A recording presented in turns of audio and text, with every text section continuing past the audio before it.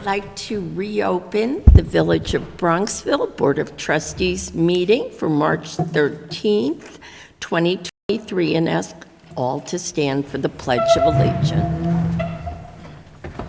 I pledge allegiance to the flag of the United States of America and to the republic for which it stands, one nation, under God, indivisible, with liberty and justice for all.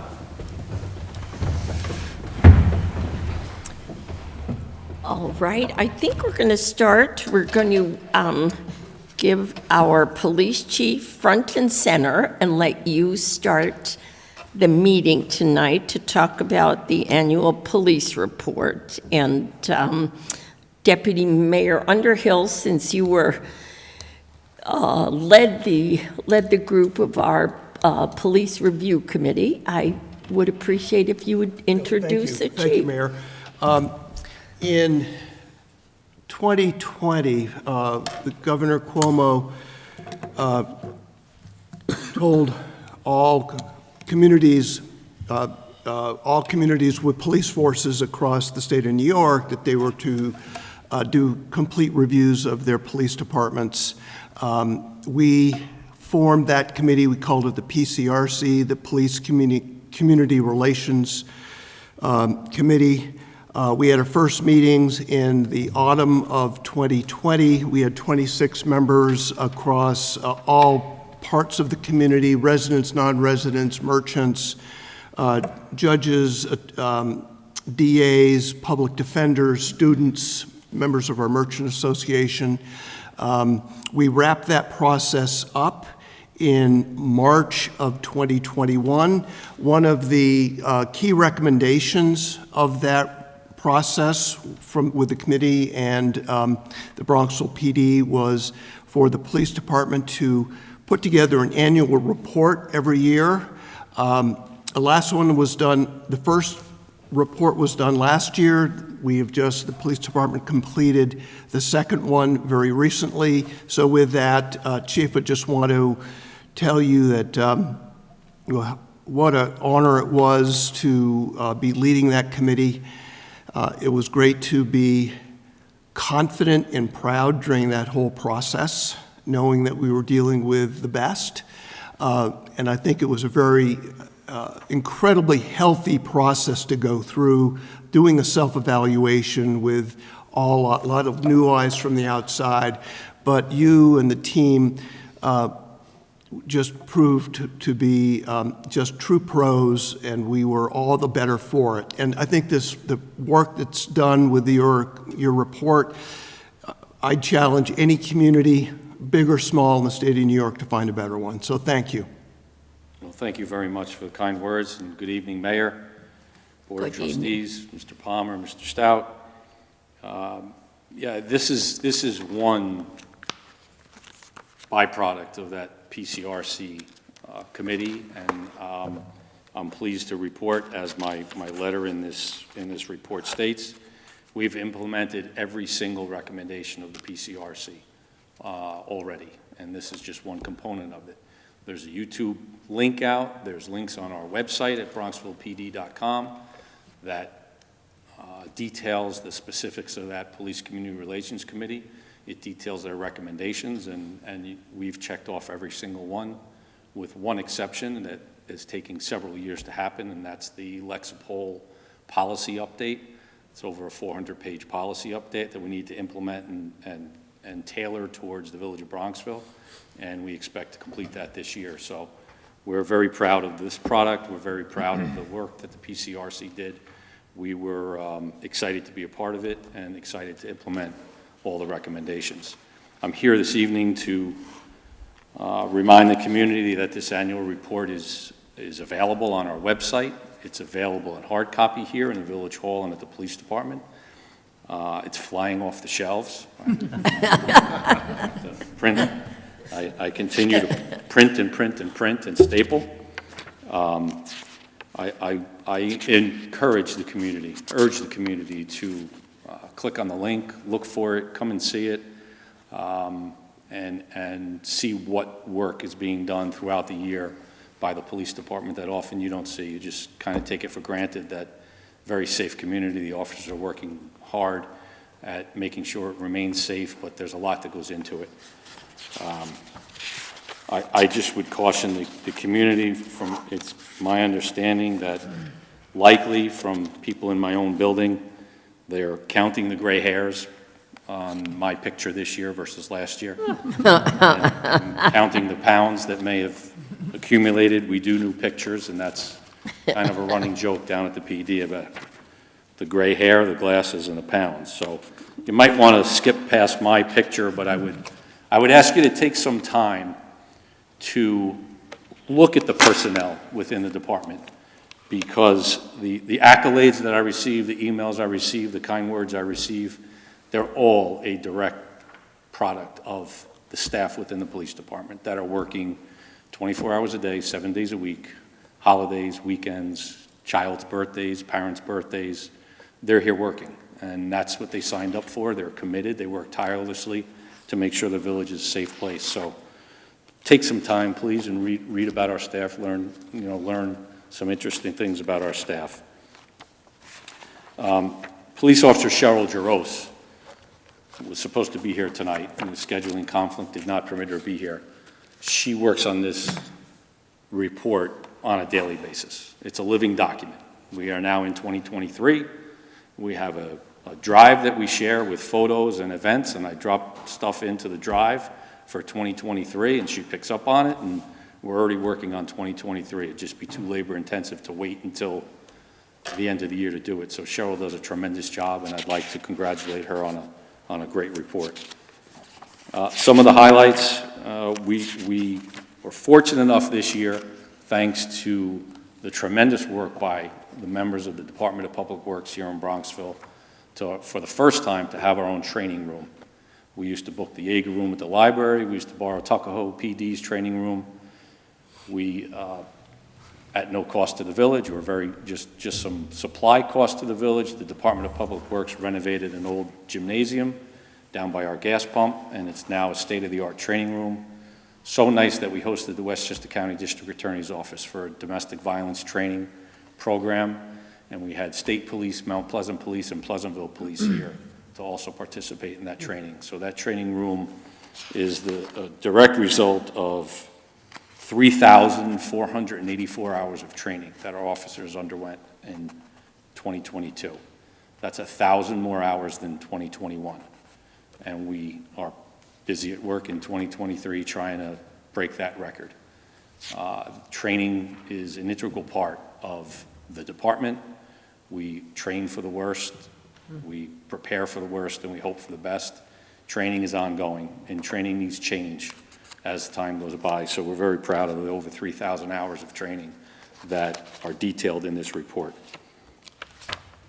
PCRC highly recommended more community involvement. You'll see in this document several pictures of our coffee with the cops, pizza with the cops.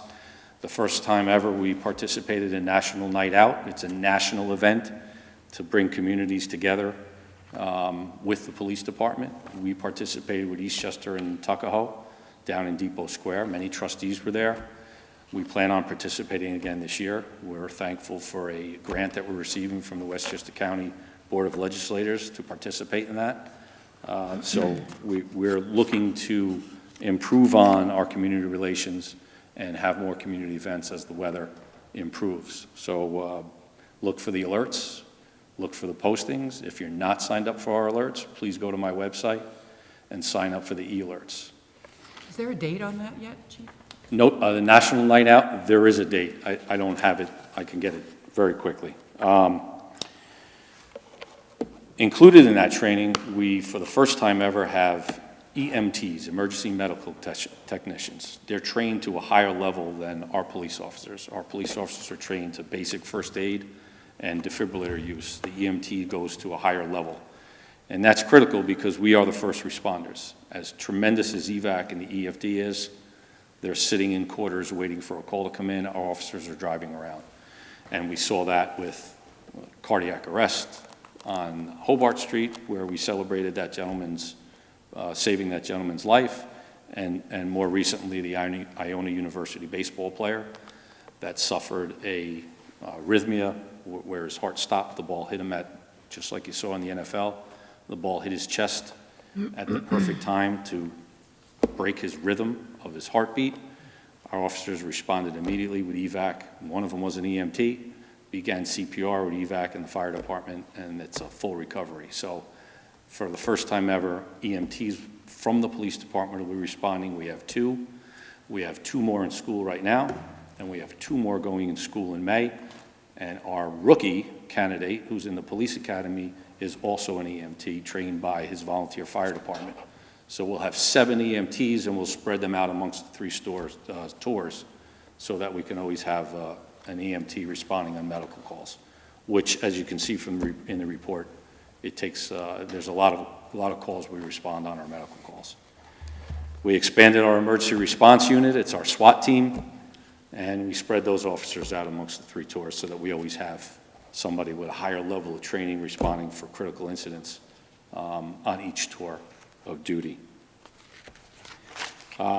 Very proud of the document, very proud of the staff. You'll see new staff, you'll see changes in staff.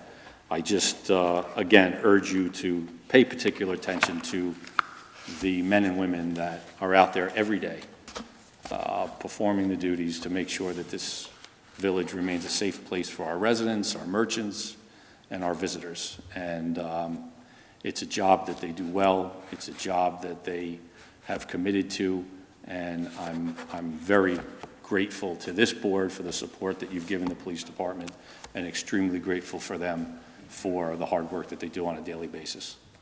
Any questions? No, I was just glad at the end you extended your contract for 10 years with the village, so that's always good. You've done a terrific job, and this is amazing. And I won't say this is my last annual report, but no, it's close. no. Oh, thanks, Chief, so much. Thank you very much. Really impressive document. And Yeah. like you say, it's so important to have the faces and the names of the staff and how important they are to this whole community. Thank you. All right, then we will go to the mayor's report. A couple of things. I know at our last meeting, we had a fair number of folks here discussing a discussion of a crosswalk, and since that meeting, I think we shared with everyone that we had petitioned the State Department of Transportation to lower the speed limit on Route 22 to conform with the rest of the village to 25 miles an hour. They have denied the request. We're putting their report in its entirety up on the village website probably by tomorrow morning. One factor which really affected their decision was that they said the current average speed on Route 22 is 31 miles per hour. In fact, I think somewhere in the report, someone suggested it could be 35 miles an hour, which we quickly said, no, thank you. We also, in are sort of working on this issue. The next step we talked about was a village-wide survey. In the next few just business days, we will be wrapping it up. A number of you folks, email, phone, who were here last month, have asked that we provide you with the survey questions so that there could be some feedback, and we are going to do that. And we're going to give an opportunity for public comment before our formal issuance of the survey. In particular, we're reaching out to the 2 groups of folks who live near the crosswalk and probably had a much more major interest than those of us who live on the other side of town. And we just thought maybe you might be able to get together as neighbors, and it would be wonderful if you could come up with mutually agreed upon responses, question. You just come together as neighbors in in a village tradition. So we look forward to sharing it, and we look forward to anyone's input, and we would love to see folks work together so that we get a survey that has a buy-in by the folks most interested.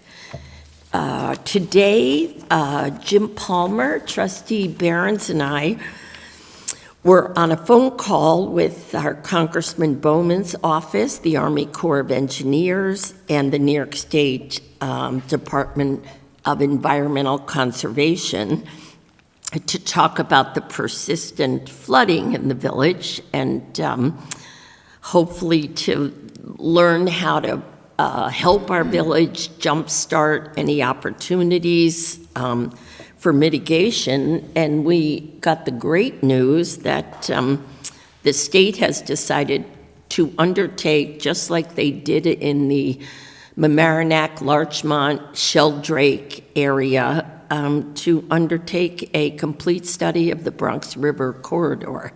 And that's going to happen this summer. Starting this summer, yep. So it was extraordinary news. We didn't know it was coming. We were pleasantly caught by surprise. So we're going to be working. They kind of gave us the template to how to work with them. So this is just great news for the village. Mayor, I may just add on that they did say it would probably take 8 to 12 months to complete the study, obviously, because it's a very large project going all the way from northern Westchester down to Long Island, through the Right. Bronx, and including the grassy sprain. But they were even, I think you would agree, they even said if we come up with something for your community that wouldn't have a deleterious effect on another one, we'll get you the idea within, like they're not going to wait until they have a completely closed document and then deliver it to us. I thought they were extremely flexible. Also, they want to be very helpful with funding sources. for Right, projects. yeah. It was really a great call. Other things, we're just working on budget, and it's Jim Palmer and Lori Boss and the department heads working on it. So they were here over the weekend, and thank you. I know. I continue working with my colleagues on the housing compact, Governor Hochul's transit-oriented development, et cetera.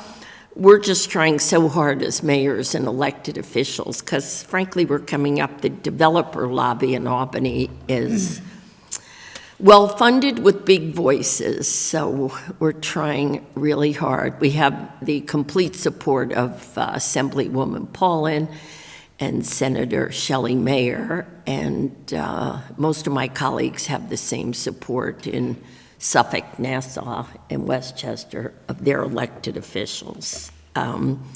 Just some nice events. The Chamber is going to have an egg hunt on April 1st. You can go to the Chamber website. It sounds like a ton of fun. Starts at 11 at the Verizon phone store. And also tonight, I went to what was wonderful called Spring into the Arts reception, and it's a group of families, students in Bronxville that are just bringing arts and music to even more of the forefront. They're displaying artwork from March 13th to 26th in all the windows of the stores, and we thank the merchants, and our wonderful movie theater offered them a space to have this little celebratory reception. And then I think it would be fun to be there now. They were having an open mic night for 2 hours. So there was a lot of singers, comedians. I think it would have been, I was sorry to miss it. So just another great initiative in the village. And trustees, I'm sure I forgot something, so anyone chime in on anything for me. Mayor, I'd like to give an update on Mulpey Park, if possible. As you know, the village and the Friends of Mulpey Park have been working on this public-private partnership to renovate Mulpey Park. I've mentioned it before, but it's worth mentioning again. Mulpey Park is 2.7 acres of grass next to the village paddle courts down on Paxton Avenue. There was a strong desire to have in the town for need for another playground and a welcoming green space for everybody. Renovations to Mulpey Park have been long overdue in our trustees' opinions. There hasn't been work done to the park since 2011, when the minimum was done to create a bare-bones park after the Girl Scout cabin burned down. The mayor talked about this in her weekly column last week. Village resident Ashley Sharp, who was also here last month to give an update, she and her team have been working tirelessly on the private part of this partnership. They've come up with drawings for the park, picked out playground equipment, picnic tables, benches. They've reimagined the landscape with the help of a landscape architect, with trees and hedges, and obviously safety, fencing around the park. The equipment that will be purchased and installed is the same vendor that we have used before in Sagamore and that we're using currently for the renovations in Sagamore Park. The village will take responsibility of the park at the conclusion of the project, and we're doing the bidding of all the individual pieces of the park as well. The village, as we approved last month, has committed, as a reminder, $150,000 to the project, subject to the Friends of Mulpey Park getting their share of $350,000 and they will start collecting cash this week, and they'll continue their outreach, and the project is moving along very favorably and forwardly. And Ashley's been working very closely with Jim. The response to the renovations has been very, very positive within the community, and the trustees are overwhelmed with the generosity and the support of the residents. Yeah. So thank you all for that. Any other? Mary, I'd just like to thank you for the work and other trustees of the work you've done, folks, on this flooding issue. That, along with the governor's housing compact, those are the two real, in my mind, the most critical issues facing this community in the short and long term. So thank you for doing that. It sounds like some real progress has been made. Getting that study initiated is a huge step forward for us. So thank you. Well, thank you. I think it's great cooperation with, one of the wonderful things is our board on issues of importance like this, we speak with one united voice, and it makes a difference to get things moving a lot quicker. So it's just wonderful to have my colleagues because it makes it easy.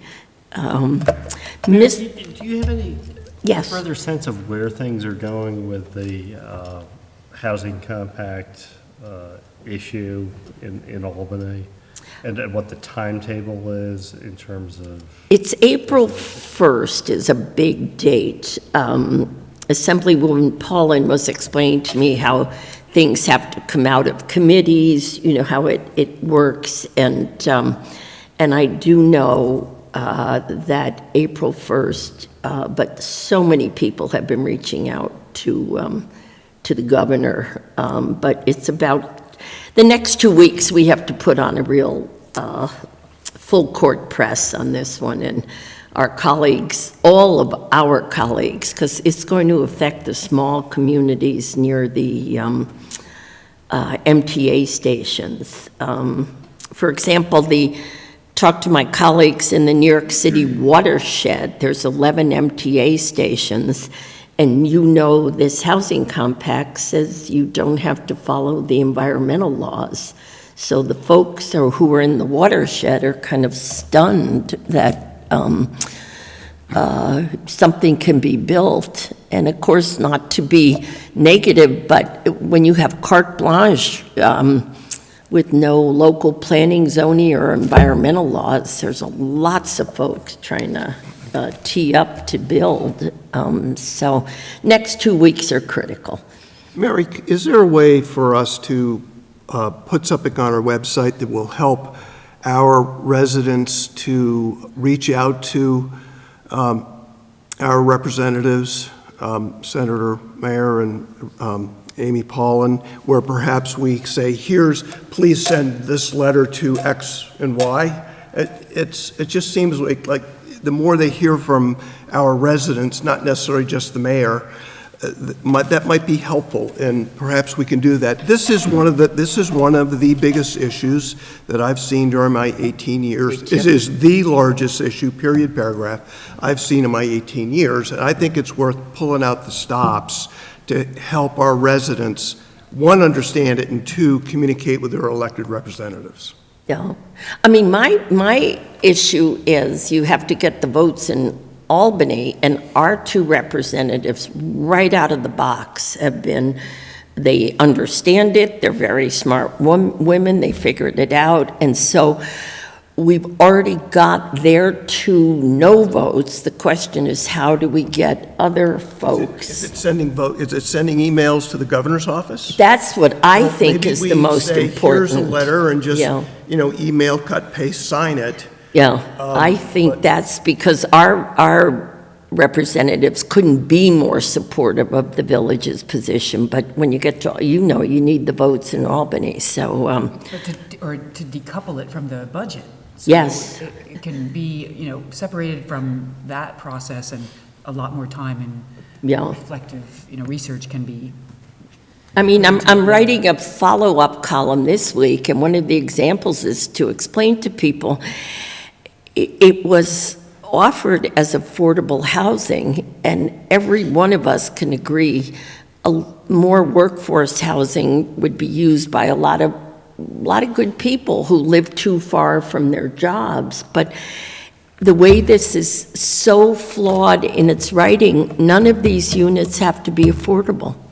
We could build an above-market rate apartment building and meet the qualifications of this law. I mean, as a lawyer, it's so poorly written that it's sort of stunning. So I'm just going to, sort of share with the residents some part of this, that it's just not meeting the needs of the people who need the housing the most. So, and I think people would be interested. I haven't talked to, and I've probably talked to 50 mayors. Not one single person was spoken to before this legislation.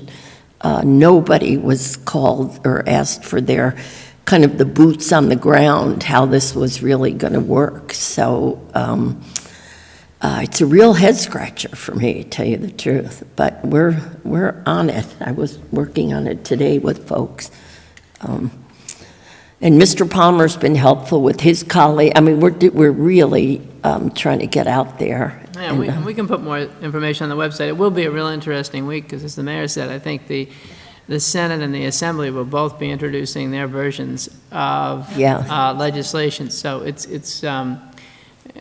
we'll put the information out there. We can certainly put the address for the governor when people. I think that's the most important. Yeah. But it'll be interesting to see what the two houses come up with for alternatives. And Mr. Palmer, I turn it over to you for the report of the administrator. Just a couple items. Elections, very important. Village elections next week, Tuesday the 21st.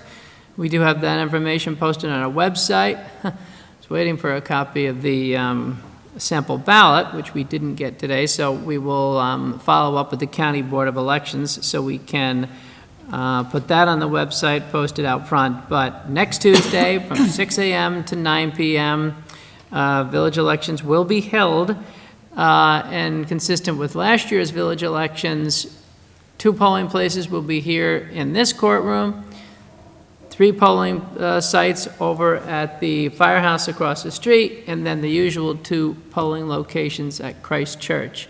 So what's different is, unlike the general election where the other 2 locations were up at Iona, those 2 sites are here at Village Hall. So again, we'll put that information on the website, and if someone's not sure, they can also go to the plug in their address at the county website, or they can also call us, right, Mary Ann, and we'd be happy to look up their address. But 7 locations, 2 here, 3 there, and the 2 over at the Christ Church.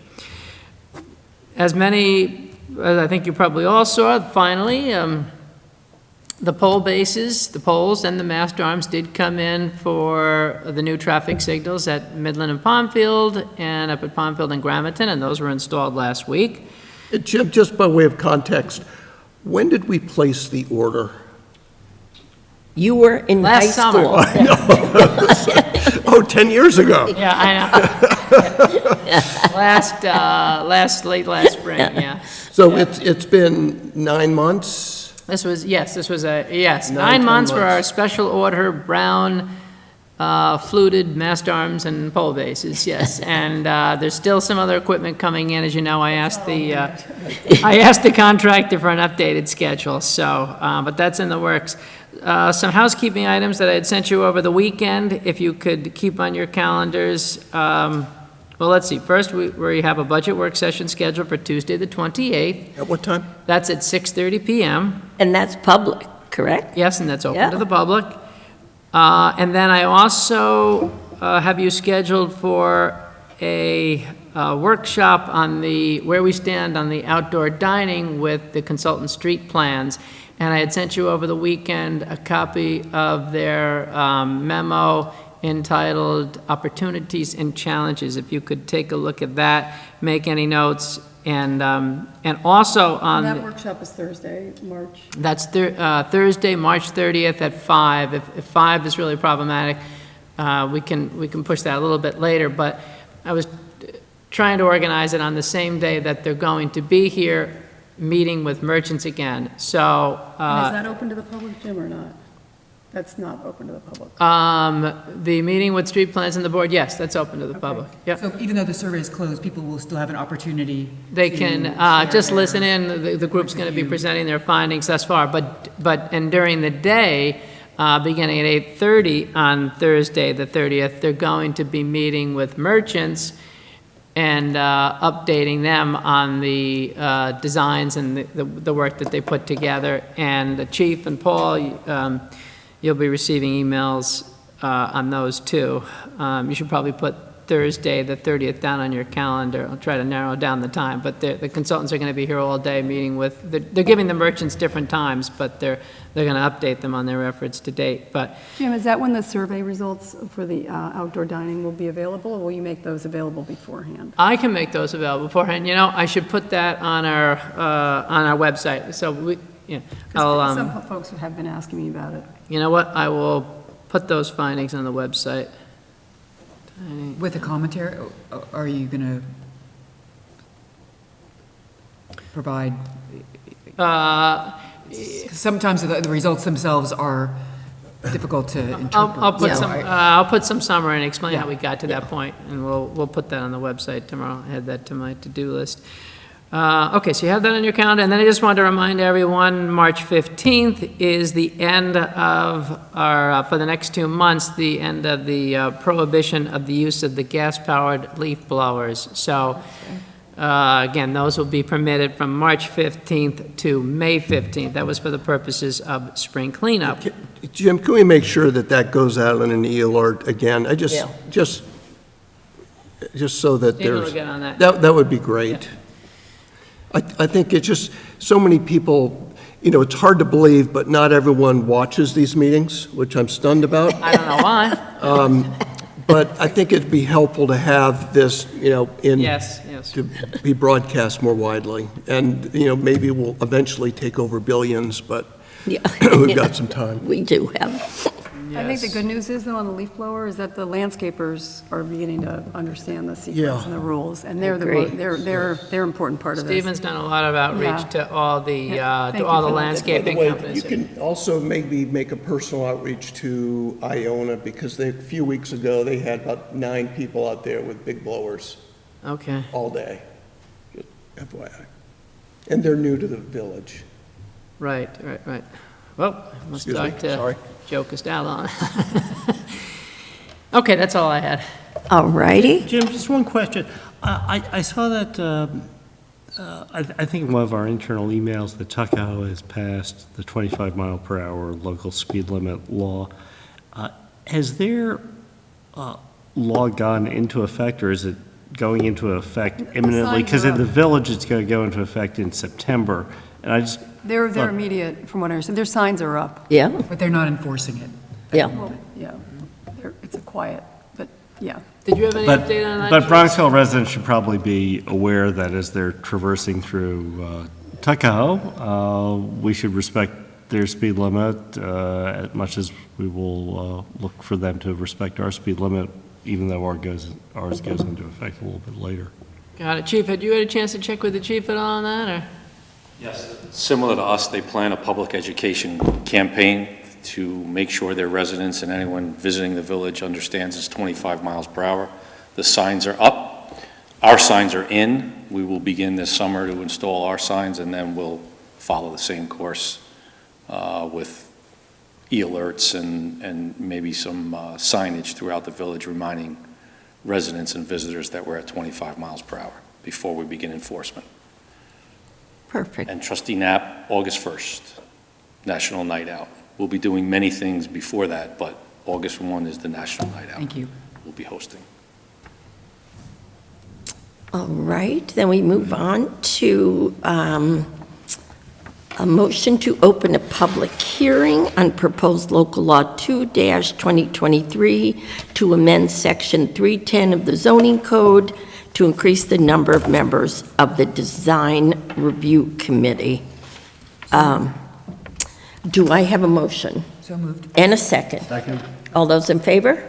Okay, so the public hearing is open, and I see Paul Taft and our counsel Jim Stout, who both know a great deal about the genesis of this proposed law.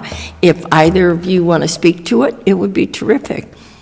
And Paul, thank you for coming or staying all day to be here with us tonight. Really appreciate it.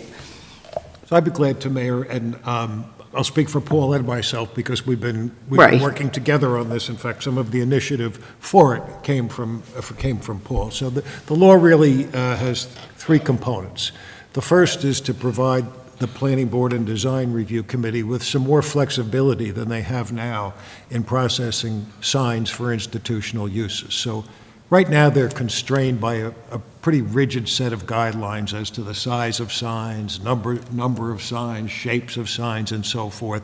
That works okay for the business district, but it's sort of a one-size-fits-all doesn't work so well for the larger institutional uses. They want to have the flexibility to kind of craft the signs sign by sign with the institutional uses, which some of which are sort of located in the midst of residential areas, and that's important to them to make sure they strike the right balance, and they just feel that they'd rather have more flexibility. So one component of the law is to give design review and planning more flexibility when they deal with sign applications for institutional uses to really fabricate so to speak, the sign to really work for each particular location and site. And the second component is really a continuation of this board's ongoing effort to reduce barriers for entry into the business district and make our land use process more efficient for people trying to start up in the business district and for those who are already there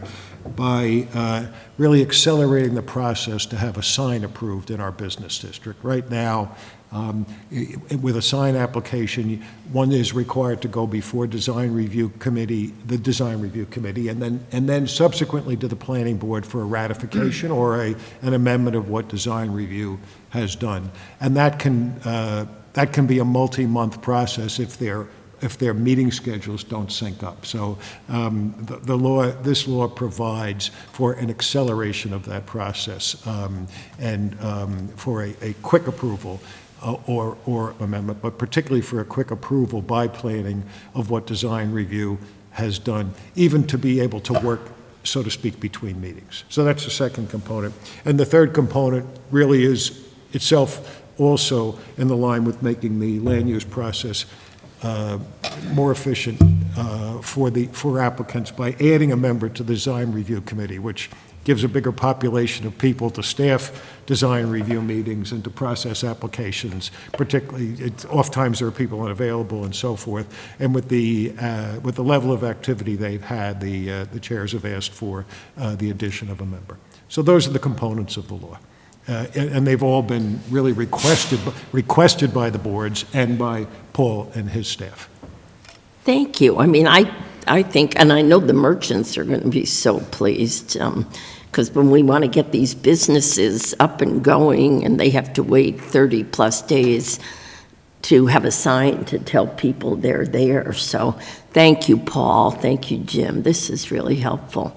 And I know you got the buy-in from the committee members, Larry Rank in particular. So, so trustees, any other comments on this? I think it's a great idea. Yeah. I think that opening a retail business today is riskier than it has been in the past, and anything we can do to reduce that risk and increase the speed, reduce the risk by increasing certainty and speed makes a ton of sense. So, Paul, and to Larry and the team, thank you very much. I was just going to ask Paul, is there anything else you want to add to comments that have been made? Just a point of clarification. Signs means anything on the on the exterior of the storefront, like canopies and Yes, and anything protruding from the awnings. Actually, and that was Awnings are raised by most some. important, yeah. Yep. Awnings are You're included in that. referring more to the business district, or? either that or the institutional. Yeah, it would be an exterior sign, generally speaking. And, that would include signage on an awning. The awnings kind of get tied in. Really what it is you have 31023, that is our code, and that, that's our guide. And then there are the planning board rules, which the planning board and DRC use as a guide as well. So it is a little, you have to sort of go through both of those before you get to the end of an answer. So, so that there are different ways. There's principal signs, secondary signs, all of these kinds of things. I'm trying to work with the boards to, help them better understand those parts, so that, that we can possibly work to update the planning board rules. That would be the most simple way to take things and adjust it if we need to make it a little easier, a little better understandable, and that type of thing. Perfect. Thank you, Paul. Thank you. Thank you all. Yeah, I'd just like to say that, Paul was really quite instrumental in terms of helping draft the zoning law changes that the board passed about 2 years ago. And I know that was a lot of time and effort. I hope this was a little less time and effort, but thank you, Paul, for all you do for the village on this project as well as on many, many other things. Well said. Thank you, Bill. All right, then, do I have a motion to close this public hearing? I'll move it. A second? Second. All those in favor? Aye. Opposed? And I think since we've all been very much involved and notified, would you mind if we voted on these changes tonight? Smart idea. Okay, so I need a resolution authorizing us to change our rules here for the Design Review Committee. So moved. And a second. Second. All those in favor? Aye. Opposed? Motion passes. All right, and I need a motion to open a public hearing on the tax cap override. Okay, and a second. Second. All those in favor? Aye. Opposed? Just a little background. I think I figured out it's been 12 years that we've had the tax cap, and I think we've had to override it twice in 12 years, but if you don't have this resolution, essentially you cannot when your budget comes in. And as we were talking about, it's at 2% this year, or the rate of inflation, whichever is lower. So of course it's 2%. And I think we're going to have a tough time this year when inflation hovers around 7 to come in below 2. And as I told my colleagues, what's interesting, the state promulgated this, but they don't hold their budget to the law, so they'll be above 2 just by necessity. So we do this out of caution to have it in our back pocket should we need to when we crunch the numbers. And Mary, to be clear, this has been in place for 12 years, but I think we have overridden it every single year by motion. We have not had to. Good Two at a time. distinction, good point. Okay, I just want to make Yes. sure that's clear. We do the motion just to have the option, to it. but out of 12 years, I know we've only actually exercised the motion twice. All right, trustees, any other thoughts on that? I think this is, I believe that with Jim and Lori and my fellow trustees, we do a great job. We understand this is an expensive place to live, with we have a very high quality of life here, and we do our level best to squeeze every nickel. And we have, in some cases, over the years, some infrastructure hasn't been what it should be. What we're doing is completely responsible in trying to keep our level of spending at least even on real terms. Exactly. Okay. All right, then, do I have a motion? I'll move it. Okay, in a second. Second. All those in favor? Aye. Opposed? And as long as just to a little synchronization here, do I have a motion authorizing us to put through this tax cap override resolution? So moved. And a second.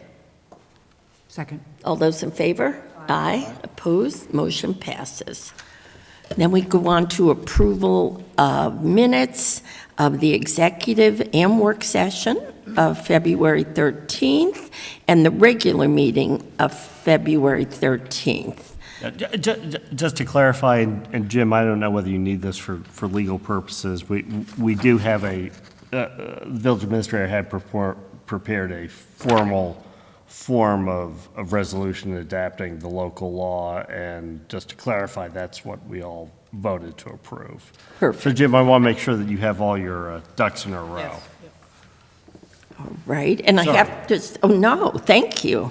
And I have to say thank you to Mary Ann. I told her if she ever leaves, I go. Yeah, she is so helpful to me. So thank you for, again, incredible minutes. Do I have a motion to accept them? So moved. And a second? Second. All those in favor? Aye. Opposed? Thanks again. All right, Mr. Palmer, would you like to sell some surplus vehicles? Yes, we're doing very well on this. We put the other items, the old police car, the lights on the Auction International, and got multiple bids on those, so we're doing well. This one is for the sewer jetter, which, as you know, we purchased the other sewer jetter, and of course, Stephen had to spend a lot of time trying to get the new one registered. DMV is still DMV, but so we just want to now dispose of this old one and get it on the website. So just the one Okay. item. Trustees, you have first right of refusal if you'd like to buy this. Who buys these? That's one of our perks. Who buys these things? It's 1970 Is it other 1994. municipalities that go for these things? What's that? Who buys these things? Other municipalities? I tell you what, actually, other municipalities do also buy through this website. It gets, Contractors. uh-huh. Oh, this contract. is just what some people do, is peruse the I told the website. chief I don't want the jetter, I want a police car, so. You want police car?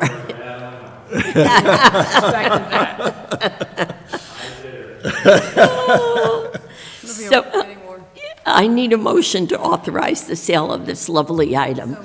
And a second? Second. All those in favor? Aye. Opposed? Motion passes. Okay, and the next item is authorizing the issuance of debt service for our contribution towards the Maltby Park project. As Trustee Barron said, our commitment is $150,000. At the last board meeting, you had authorized the partnership with the Friends of Maltby Park, but this is authorizing the issuance of debt for our contribution. Well, I think Trustee Barron should move this because you have done so much on this. So moved. All righty. And our second parks person, I think Trustee Knapp, who's done Sagamore Park. Second. All those in favor? Aye. Opposed? Motion passes. Well, before we, Oh, I'm sorry, Bill. I just have a technical question, which I've raised before, that the funding of this is going to take place after the money is in the bank raised on the private side. Is that Correct. Is that Yes. correct? Absolutely, That yes. still stands. Yep, that is a term and condition, yes. So that, so the village has agreed to commit $150,000 to fund these improvements.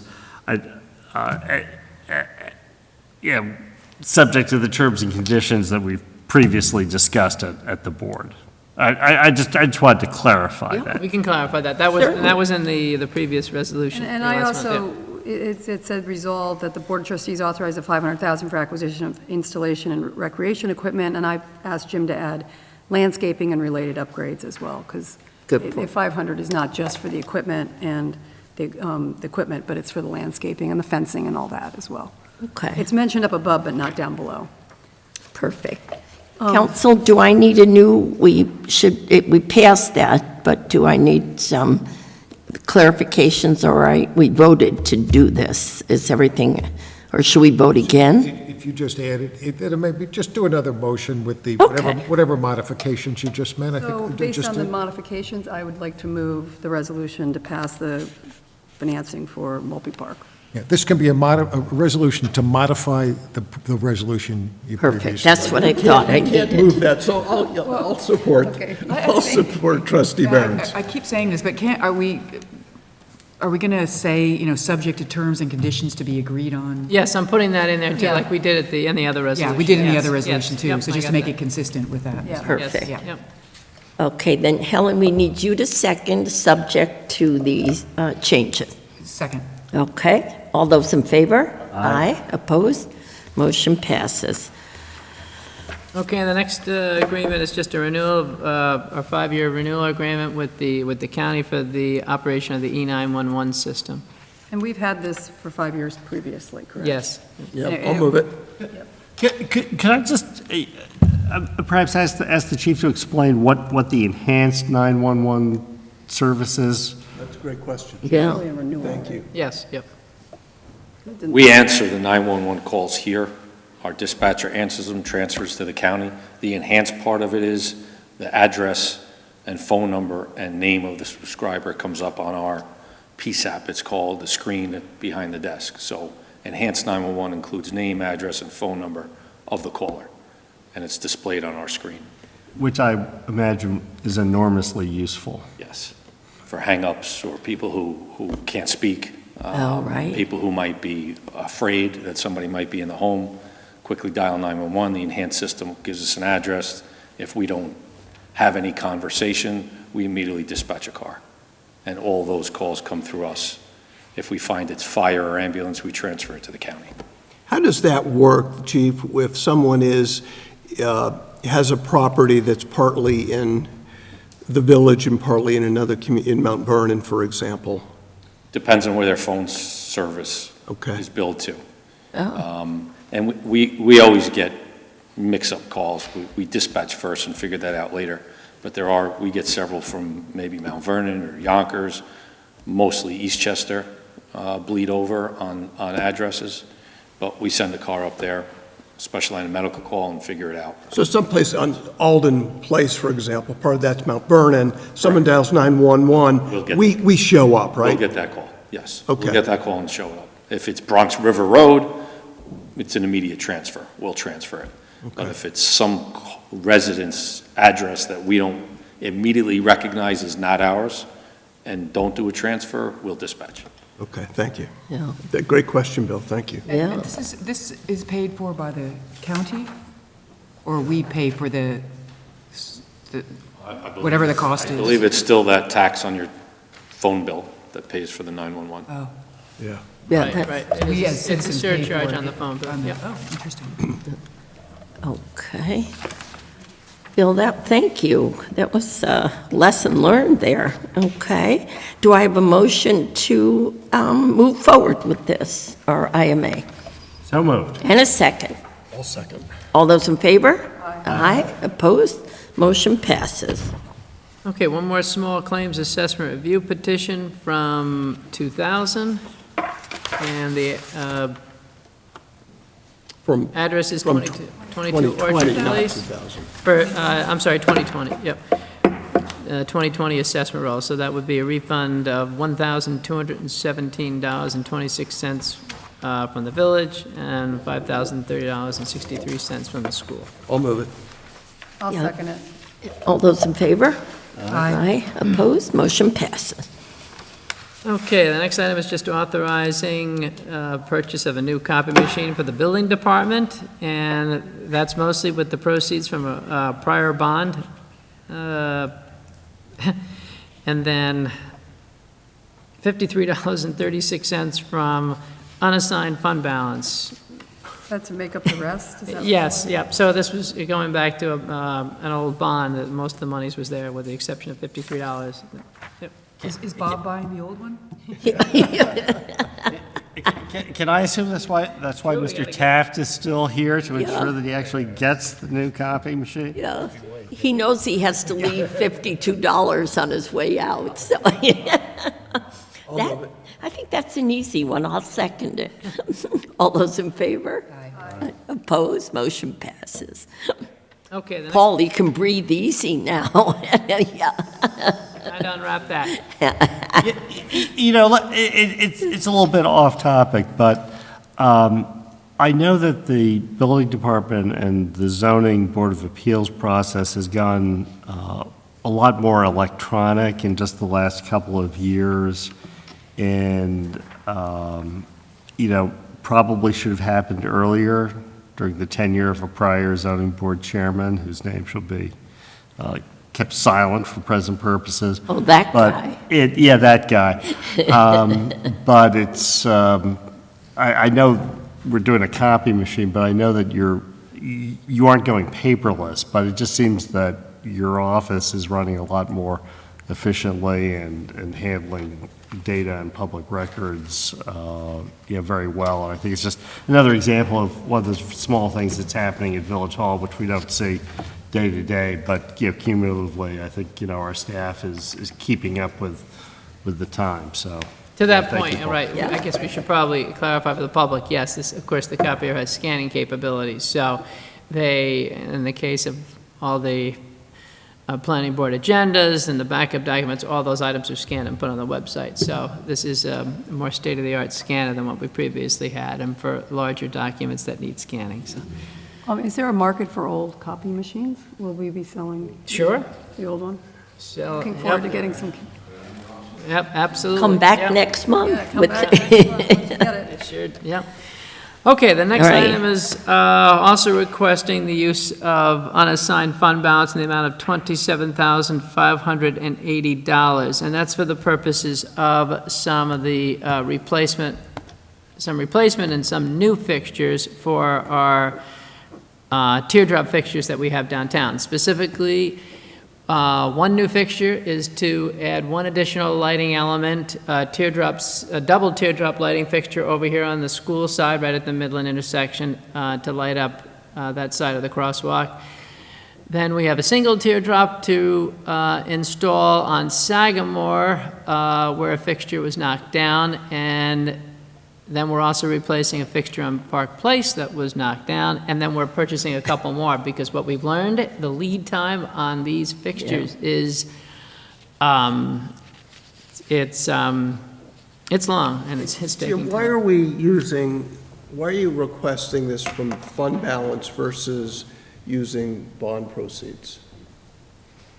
Essentially, because in this case, this is It's a smaller item, so it's $27,000, and we do have, and we have unassigned fund balance available for those smaller items. When we're replacing those single one-offs, or is that because cars have run into them, or snow plows have taken them down, or trucks? In the case of, this one's a new one, and then we're purchasing a couple extras as backups, but generally speaking, yes, the one on Park Place, someone backed into it, and of course, when possible, we follow up with the insurance company for the party that did the damage. We also work with the Justice Court, so we collect our monies that way. But yes, no, they're not damaged by plows, but by motorists backing into them, hitting them. Yep. Thank you. All right, so do I have a motion to authorize this purchase? So moved. And a second? Second. All those in favor? Aye. Opposed? Motion passes. Okay, and just the last item is authorizing the use of, or offering to employees, a credit union. And this was something that Mary Ann and Lori brought to my attention, that, yes, credit unions for municipal employees offer very competitive rates, and we didn't have that opportunity to offer it. So we've made arrangements with this credit union, People's Alliance Federal Credit Union. Mary Ann did some due diligence, and other communities use this credit union. So I think we're going to make them available to employees. What does that do, make it available? What is that, I'm just curious, I'm curious as to what the benefits are. I'll tell you what the benefit is. A credit union offers really competitive auto rates. Credit unions have some very limited functions, but one of them that they do provide very competitive rates for auto loans, generally speaking. So it provides another avenue, and I think it came to our attention when we realized what one of the employees was paying for interest on an auto loan. So anyway. Okay, thank you. So everybody gets enrolled, but it's an optional. Yeah, all right, it's a totally option to employees, but. And there's no cost to us as a. Yes, and there are certain credit unions, though, that are only available to municipal employees, so, but. Thank you. Move it. Yeah, But this covers police, DPW, everybody has the, right? yes. Okay. So we will get the word out. All right, then I'll second it. All those in favor? Aye. Opposed? Motion passes. Thanks, Mary Ann. Trustees, anything we might have missed? Jim, when is our, April April 10th. 10th, That's I going always- to be a busy meeting, because that will be our annual meeting, and it will also be the public hearing on the budget, but our annual meeting as well, and our annual actions. okay. I suppose that since Iona is now part of our Bronxville village community, that we should congratulate Iona University on its basketball teams qualifying for the NCAA basketball tournament. And both men and women, did you see that? I read Well, I've that. been out of the country, I didn't realize women's. Yes. Well done.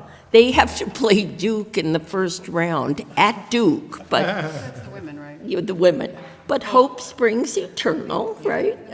But both of them qualified. Play UConn Friday in Albany. Oh, is it UConn for the men? Okay. Oops, that's going to. Wow, okay, No, they're in the Western Division, they're playing on the East Coast. okay. First round. No, what a good point, because I read, and then I read the next day that the women made it as well, so that's pretty nice, yeah. And now everyone's talking about stealing the coach.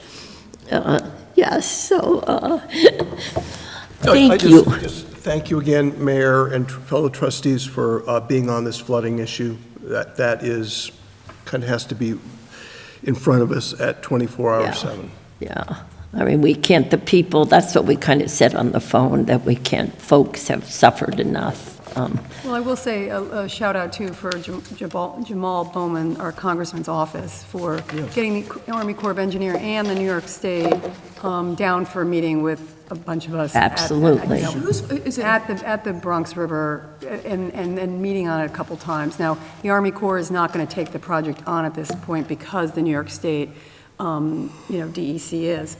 But it was a full-on effort to get somebody to move, and Mary really kept pushing. So it was a good team effort on that. What does that do to the, we had, we were waiting for approval from Westchester County about the study we were going to do. Does that? We were absolutely talking about that, and so that's, that component's put on hold. We might be, But perhaps we could get the money to we use. might be applying it another way, right? Use it in So another. that's still, has the potential of being approved? Yes, Yes. yes. Yep. But the it, beauty of this study is it's going to be a comprehensive study, not just for a couple of, it's going to be from the start of it to the end of it. And Yeah. so that's why it's going to take 8 to 12 months, but it'll have comprehensive review of the And issues. it's a New York State? New York State, Agency Albany. The that's- two, this the is- two head guys are from Albany, yes. What agent, do you know? what- Department of Environmental Conservation now. Yeah. And I did, NYS DEC, and they have a very good website if you want to look it up. and our hope is that they will, we'll put them in contact with our engineer who's had already done all the analysis as part of the school flooding project. A lot of that hydraulic analysis will absolutely be useful, but yes, hopefully we'll be able to find some other short-term solutions. And they've been tackling flooding in New York State now for 5 years, this group, and been given money to do so.